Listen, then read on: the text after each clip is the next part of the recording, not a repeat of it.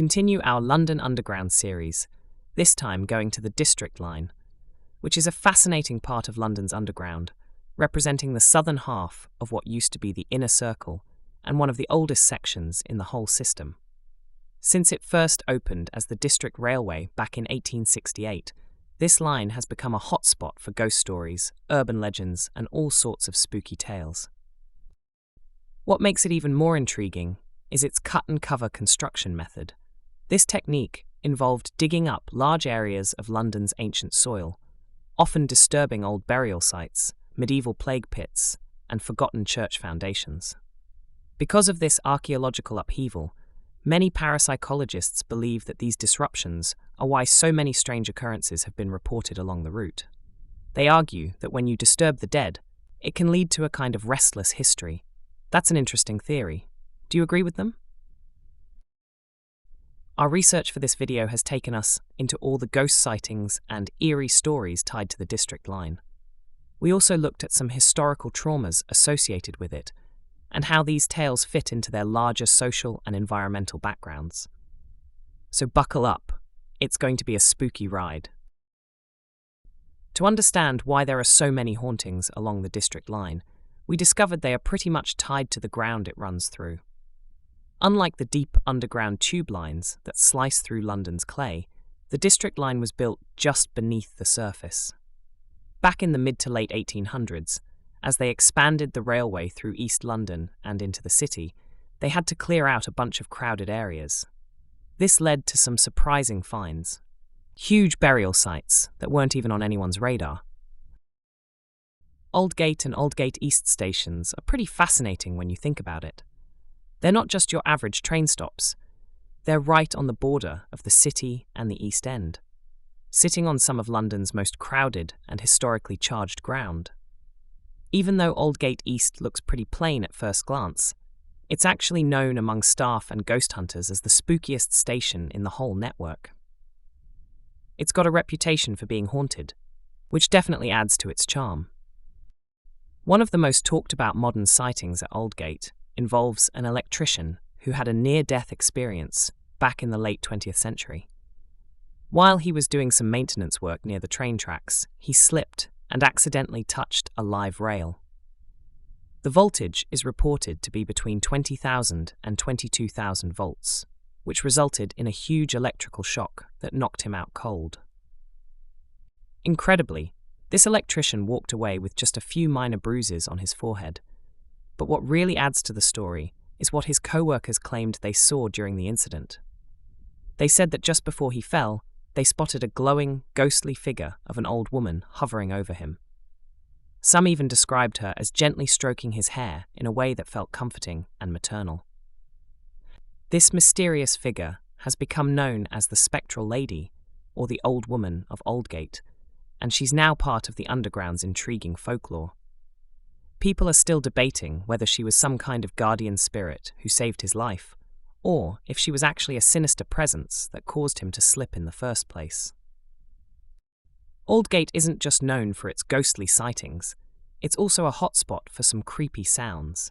Some who have worked the late night or graveyard shift say you've probably heard those heavy footsteps echoing through the tunnels when no one else is around. It's eerie. Sometimes those footsteps seem to get closer, then suddenly stop, leaving you with an icy chill and the unsettling feeling that someone or something is watching you. There's even an urban legend floating around that claims the station has an official staff logbook where ghost sightings are recorded. However, despite attempts to dig up this document through Freedom of Information requests to Transport for London, TfL, nothing has turned up. Still, the rumour sticks around like a catchy tune among railway unions and long-time employees. The thought that the authorities would actually keep track of supernatural events really highlights how often people believe these encounters happen at Aldgate. Most ghost stories you hear about the Underground usually feature spooky human figures, right? Well, South Kensington Station has something a bit different, a haunting that's all about an object. Want to know what it is? We have covered this tale in our Piccadilly Line video. I will link it at the end and in the description for you. Back in the 1970s, maintenance workers who were poking around the older, unused parts of the South Kensington tunnel network started to notice something strange. They reported hearing what sounded like crowds murmuring, and even some conversations that were there but hard to make out. This eerie phenomenon was eventually linked to old mass graves that had been disturbed during the station's expansion in the 19th century. Researchers came up with an interesting idea. They think these tunnels might be acting like a giant acoustic recorder. Basically, they capture sounds from the past and play them back, kind of like a ghostly echo of history. This concept is sometimes called the stone tape theory. So, we come across the stone tape theory often when it comes to the supernatural. I would love to hear your thoughts on it, and if you have ever encountered anything like it. As the district line stretches out east into the suburban areas of Dagenham and Barking, the ghostly tales take a turn.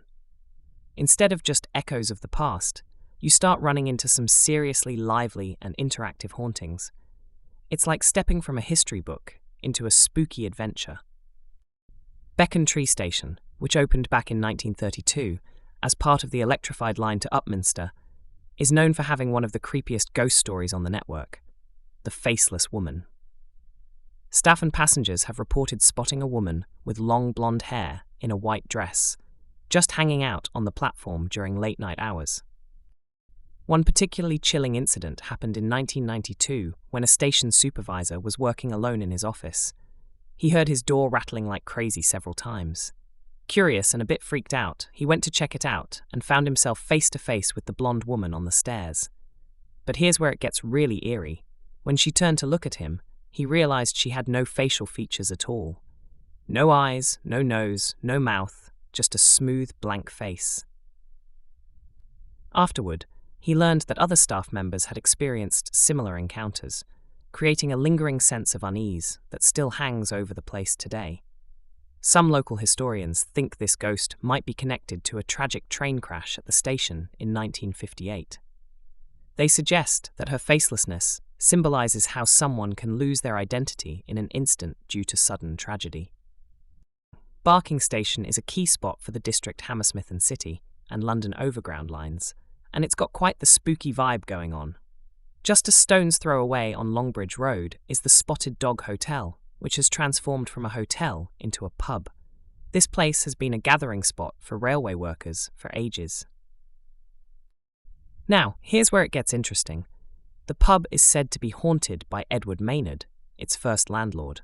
Tragically, he was killed by a train at Barking Station back in 1870.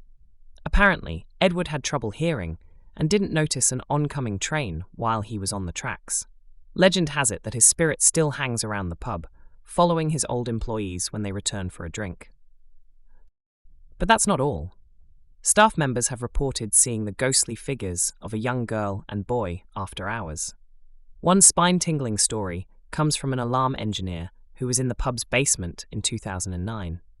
He claims that during what should have been an empty building moment, a little girl led him out of there. Speaking of the basement, it used to have tunnels that supposedly connected to Dagenham Dock back in the day. Smugglers used them in the 18th and 19th centuries. Those blocked-off passages might explain some of the eerie feelings and sudden cold spots that staff experience down there. Embankment Station is a key hub for the District Line, but it's got a little secret lurking beneath the surface. An underground tunnel that staff call Page's Walk. Now, this spot isn't open to the public, but it sure has become a hotbed for ghostly tales. Workers who have to venture in there for maintenance often report some pretty spooky stuff happening. It seems like this hidden section of the station is more than just a passage. It's a place where the past might just be hanging around. For years, staff working at Page's Walk have shared stories about feeling like they're being watched by something mysterious. The presence is more of a weird, unnamed energy that seems to interact with the space around it. Employees have reported doors swinging open and shut, all on their own, and many have claimed to hear footsteps alongside them in the narrow corridors. Investigations into what's going on at Embankment suggest that these spooky happenings might be tied to all the electrical equipment buzzing away and the shifts in air pressure in the station. These factors can create those eerie sensations of movement and sound. But here's the thing. Even experienced staff who don't usually buy into ghost stories are consistently reporting these strange occurrences. It feels like there's something unique going on in this lost part of the station's geography that's hard to explain. Sloane Square station on the District Line has a vibe that's truly one of a kind. What sets it apart? Well, it's got this massive iron pipe overhead, carrying the River Westbourne right above the tracks. This quirky feature means you're constantly greeted by the sound of rushing water, which adds an unusual and cool acoustic backdrop to the station. It really makes you feel the drama of the place.